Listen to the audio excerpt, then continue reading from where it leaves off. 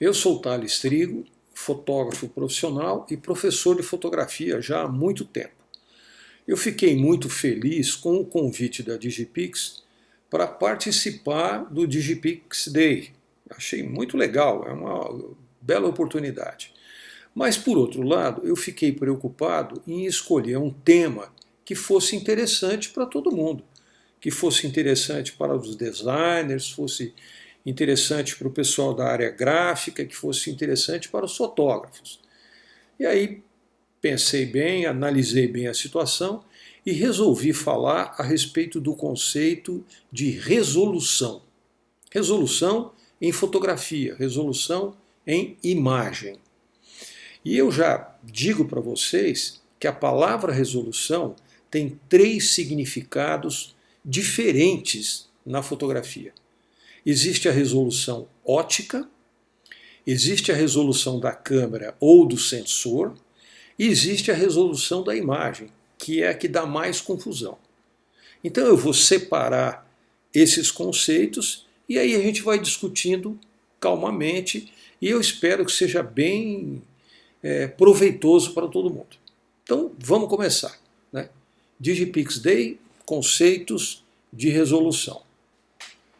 Olha, a primeira coisa, o primeiro conceito de resolução é o que a gente chama de resolução ótica. Resolução ótica é um conceito que vem desde o Renascimento. O Galileu foi o primeiro a perceber isso. Pelo menos, historicamente, o primeiro a se defrontar com esse conceito. Resolução ótica é a separação que a gente enxerga entre objetos próximos, quando observados, quando analisados por um equipamento óptico. O olho humano, por exemplo, tem uma resolução. Uma objetiva de câmera fotográfica tem uma resolução. Um papel fotográfico, um filme, um revelador tem diferentes resoluções. A resolução ótica é medida em linhas, a separação de linhas próximas por milímetros, ou ela é medida a partir de ângulos. A resolução do olho humano, por exemplo, é de 1 minuto de arco. É difícil a gente avaliar isso. O olho humano é capaz de perceber 2 objetos separados por um ângulo que corresponde a 1 minuto. Você fala, puxa, 1 minuto de arco, quanto é isso? 1 minuto de arco é 60 vezes menor do que 1 grau. Então, 1 minuto de arco é 1/60 do grau. Aí você fala, bom, mas quanto é 1 grau? Então eu vou dar um exemplo para vocês que eu acho bem interessante. A lua cheia, tem meio grau. A lua cheia, quando a gente observa a lua daqui da Terra, a gente enxerga a lua e aquele ângulo do topo superior e do topo inferior da lua tem meio grau. E o Sol também tem meio grau. Olha que curiosidade, que coincidência astronômica interessante. O diâmetro angular da Lua e o diâmetro angular do Sol são exatamente iguais. Por isso que existe eclipse total. Então, o conceito de resolução ótica é uma medida que permite que um sistema óptico separe objetos a uma determinada distância. Vou dar um exemplo bem prático. Quando a gente olha para um carro, você está numa estrada e você olha um carro que está bem longe. Você olha o carro e você enxerga aquela região iluminada produzida pelos 2 faróis. Então você vê uma bola branca. À medida que o carro se aproxima da gente, a partir de uma determinada distância, você já começa a enxergar os faróis separadamente. Isto significa que os seus olhos foram capazes de resolver aqueles 2 objetos. Eu falei do Galileu por uma questão interessante. Quando o Galileu construiu o seu telescópio, claro, um sujeito tão interessante, tão inteligente, tão perspicaz, apontou o telescópio para o céu e olhou para a estrela Sirius, que é a estrela mais brilhante do céu. E aí o Galileu percebeu que a estrela Sirius não é uma estrela só. São duas estrelas, uma girando em torno da outra, uma orbitando a outra. O que a gente enxerga é a Sirius A, que é a mais importante, a mais brilhante. Mas ela tem uma companheira, a Sirius B, que gira em torno dela.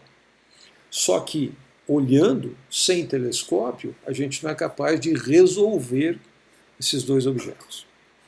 Então, resolução ótica é a capacidade que o olho, que uma lente, que um filme, que um revelador tem de separar objetos a uma determinada distância. Essa é a primeira resolução. Aqui vai uma observação que eu acho que vale a pena comentar. Não quero esticar muito, mas vale a pena comentar. Quando vários sistemas trabalham em conjunto, quem tem a pior resolução domina. Então eu sempre digo, não adianta comprar uma boa câmera e comprar uma objetiva ruim, porque quem vai dominar a situação é a objetiva ruim, mesmo que a câmera seja muito boa. Não adianta ter uma boa câmera, uma boa objetiva e mandar imprimir as suas fotos numa gráfica que não tem cuidado, que não tem qualidade. O pior termo da equação é quem predomina. Por isso é importante, quando a gente trabalha com fotografia querendo qualidade, que todos os sistemas tenham mais ou menos a mesma resolução, a mesma qualidade. Essa é uma dica importante. O segundo conceito é o conceito de resolução da câmera ou resolução do sensor. Isso é uma coisa que a gente vai na loja e compra. Então você fala assim, eu quero comprar uma câmera de resolução 24 megapixels. Eu quero comprar uma câmera de 40 megapixels. A resolução da câmera, na realidade, mede quantos fotodiodos existem no sensor da câmera. Esse aqui é um baita sensor, é um sensor de câmera super profissional, um sensor de um back digital de 33 megapixels. É uma maravilha de sensor. Esse aqui é um sensor de uma câmera profissional chamada, eu não gosto de usar esse termo porque não é correto, mas chamada de full frame. Aqui um sensor chamado full frame. Esse aqui é um sensorzinho de uma câmera amadora. Já é um sensor menorzinho. A área do sensor diminui. Então, a resolução da câmera ou a resolução do sensor determina quantos fotodiodos existem nesse sensor. E para cada fotodiodo, existe um pixel correspondente. Então, num sensor eletrônico, não existem pixels. Pixel é uma coisa da imagem. No sensor, tem um dispositivo eletrônico muito pequenininho, chamado fotodiodo. Cada fotodiodo gera um pixel. É legal que vocês saibam que a resolução da câmera determina o tamanho do arquivo. Por exemplo, se eu tenho uma câmera de resolução 6 megapixels, que é uma câmera pequena, resolução muito baixa, se a câmera tem resolução 6 megapixels, essa câmera gera um arquivo de 3 vezes 6, isto é, aproximadamente 18 megabytes. Se você tem uma câmera de 20 megapixels, ela gera arquivos de 20 vezes 3, 60 megabytes. Agora, essa conta às vezes não funciona, porque a gente pode ter arquivos capturados em 8 bits ou arquivos capturados em 16 bits. E se a câmera está trabalhando em 16 bits, o arquivo fica com o dobro do tamanho. Essa é uma dica legal também. Agora, veja, esse é o sensor de uma câmera profissional, né? Um sensor grande. Gera imagens de boa qualidade, cada vez mais. Mas eu quero chamar a atenção de vocês para essa coisinha aqui que a gente quase não consegue enxergar. Eu não consigo mostrar para vocês. Nessa distância é muito pequena. Isso aqui é um sensor de iPhone. Não é o sensor da frente, é o sensor da câmera traseira do iPhone. O iPhone 6. Mas é tão pequeno que vocês praticamente não enxergam. Então, resolução ótica é o primeiro conceito, resolução da câmera ou do sensor, que é o segundo conceito, e agora o terceiro conceito, que é a resolução da imagem. A resolução da imagem é o que dá mais confusão. E eu começo dizendo assim, resolução da imagem é medida em pixel por polegada. Em inglês seria PPI, P de Paulo, PPI, pixel per inch. A resolução para o fotógrafo, a resolução para aquele que está trabalhando no computador é sempre medida em pixels por polegada. A resolução medida em DPI, D de dado, DPI, é uma coisa do mundo gráfico e não existe no computador. No computador não tem dot, no computador não tem gota de tinta. No computador a gente só tem pixel. Então, a resolução da imagem é um ajuste que a gente tem que fazer. Daqui a pouco eu vou mostrar isso no Photoshop. É um ajuste que a gente faz no Photoshop ou no outro programa de edição, Lightroom, por exemplo, e a gente determina quantos pixels eu estarei usando em cada polegada ou em cada centímetro na minha imagem. Isso gera uma certa confusão. O mercado fala muito em resolução de 300 dpi. Não. Se você estiver falando em resolução de 300, não é dpi, é pixel por polegada, pixel per inch. Agora, será que a gente sempre precisa de 300 ppi? Não. Isso é uma coisa que gera angústia, gera sofrimento. 300 ppi é a resolução que a gente precisa para produzir uma imagem que você vai olhar assim, na sua mão, a 30, 40 centímetros. É quando você vai produzir uma imagem para ser observada a essa distância, 30, 40 centímetros. Quando você vai produzir imagens que serão observadas a distâncias maiores, a resolução pode ser muito menor. Aí você fala assim, mas por quê? Simples, porque à medida que a gente olha objetos mais distantes, a resolução do olho não funciona bem. Quando a gente olha um pôster, você olha para um pôster de 1,5 m, você não precisa de uma resolução de 300 pixels por polegada para imprimi-lo. Então eu estou mostrando para vocês uma tabelinha que eu fiz, tem uma equação para isso, onde eu mostro assim, distância de observação, 40 centímetros, resolução da imagem ideal, 300 pixels por polegada. Distância de observação, 1 metro. A resolução já cai para 180 pixels por polegada. Resolução, tem aqui a tabela, tem vários números na tabela. Distância de observação, 5 metros. A resolução já cai para 35 pixels por polegada. E para fazer um outdoor? Olha, um outdoor é para ser visto a 60 metros. Longe. Então, para se observar um outdoor, se você quiser imprimir um outdoor, a resolução pode ser de 4 a 8 pixels por polegada. Então, essa tabelinha é muito útil e você pode acreditar nela. Ela vem da física, tem uma equação que nos permite calcular a resolução em função da distância de observação e da capacidade do olho humano enxergar detalhes. Essa ideia de conceitos de resolução são muito úteis para quem vive no mundo da imagem. Agora eu vou mostrar o segundo tema, que é como é que a gente trabalha no Photoshop para mudar a resolução em função das nossas necessidades. Como é que a gente ajusta a resolução da imagem para cada tipo de utilização.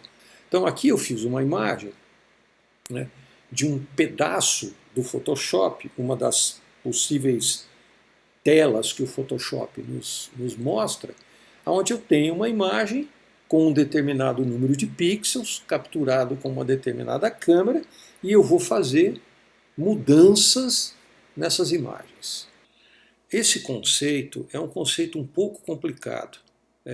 No meu curso, no nosso curso, Conversas sobre Fotografia, esse é um dos temas mais recorrentes, é uma das coisas que os nossos alunos mais perguntam. E tem um pouco de dificuldade. Frequentemente eu vejo pessoas experientes se atrapalharem com isso. Então veja só, eu peguei uma imagem que eu fiz nos Estados Unidos há alguns anos, com uma Leica M9. Então, vocês estão vendo a imagem. Então eu venho aqui no Photoshop e venho no Image Size. Clico lá. E aí eu enxergo um pedaço da imagem, como vocês sabem, e eu tenho lá, tamanho da imagem, 51,7 M, megabytes. Então eu vou ler cada um dos termos que aparecem nessa telinha que vocês estão vendo. 51,7 M.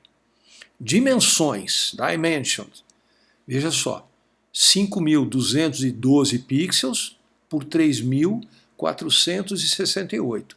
Isto é a resolução da câmera, é a resolução do sensor.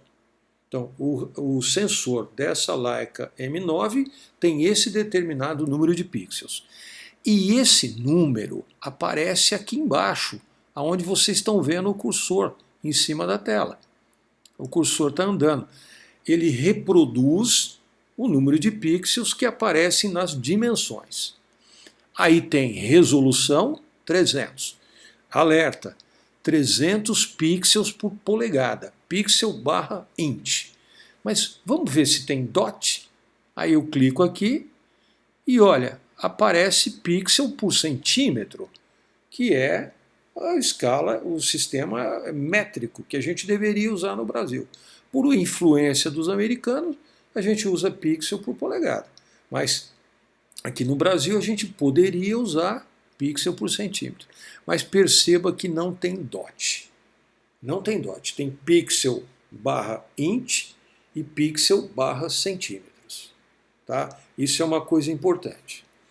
Depois tem aqui um quadradinho onde está escrito resample, ressamplear a imagem.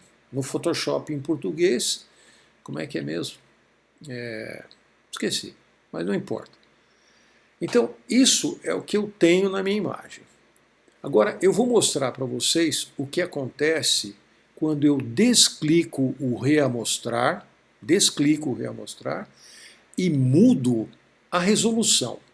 Veja, do jeito que está aí, vocês observam a largura da minha imagem, 44 centímetros, a altura da minha imagem, 29 centímetros. Estou aproximando, tirando os quebradinhos.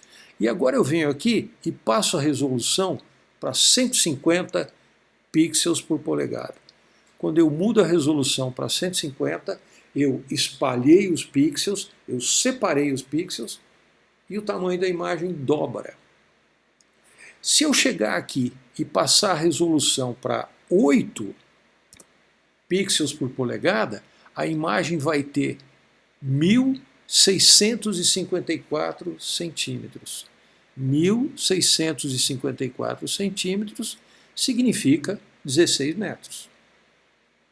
Então, com aquela câmera, uma Leica M9, eu sou capaz de fazer uma imagem de 16 metros por 11 metros, desde que eu use uma resolução baixa. Por quê? Porque no outdoor eu vou olhar essa imagem de longe e aí eu não preciso de uma resolução tão alta. Vou clicar aqui no Option e vou resetar. Aí eu volto nos valores iniciais. Então, eu mostrei para vocês que sem mexer no número de pixels, eu posso ampliar a imagem mudando a resolução da imagem, isto é, o número de pixels por unidade de medida, seja ela polegada ou centímetro. Acho que é interessante. Agora, eu vou fazer o seguinte, eu vou deixar o resample, o reamostrar, clicado. Quando o reamostrar está clicado, eu posso mudar o número de pixels. Então eu venho aqui, coloco pixels e, em vez dos 5.212, que são os pixels originais da minha câmera, eu posso colocar aqui 8.000. 1, 2, 3, 8.000 pixels. E aí o arquivo que era de 51 megabytes vai para 121 megabytes.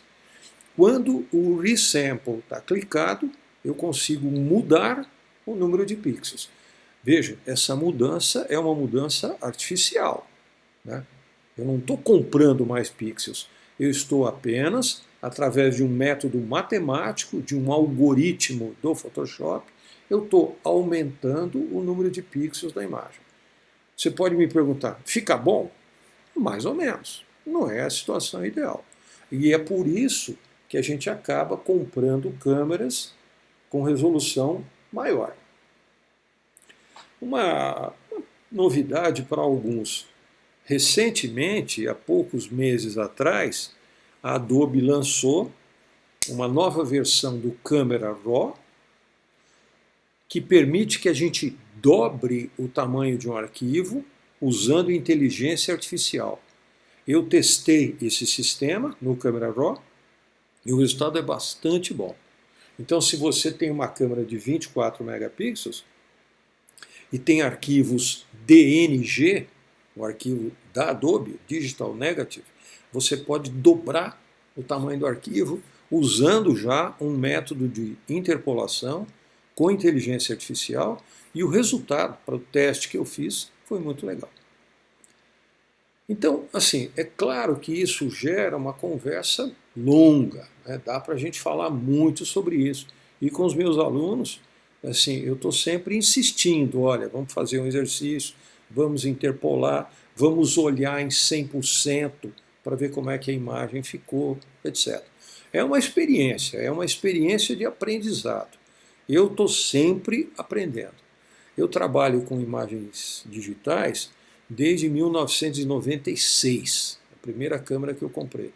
Uma Sinar grande, complicada, eu apanhei muito para usá-la, mas tive a sorte de começar e aprender. A gente tem que estudar isso. Eu acho que é muito importante que o fotógrafo brasileiro, o designer brasileiro, o gráfico brasileiro se aprofunde, para que a gente aprenda, para que a gente realmente vá adquirindo conhecimento, sabedoria e possa entender esses conceitos. E muita coisa para falar sobre isso. Mas, como o nosso tempo é relativamente limitado, eu espero que vocês tenham aproveitado um pouquinho da nossa conversa. Quando você puder, tiver tempo, oportunidade, entra lá no nosso site, que é www.conversassobrefotografia.com.br. Nós vamos ter, a gente sempre tem cursos e agora a gente tem um curso com a programação. Você vai ver do que é que nós vamos estar falando. Tá bom? Agradeço muito ao convite da Digipix, agradeço a sua atenção e espero que nós possamos voltar, nos encontrarmos numa outra oportunidade. Tá bom? Muito obrigado a todos vocês e principalmente obrigado a Digipix pelo convite. Tchau.